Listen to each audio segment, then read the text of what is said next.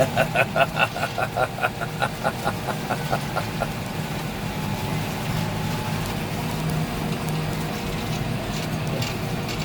think that's the first time ever I've chased water along a field, along the open fir.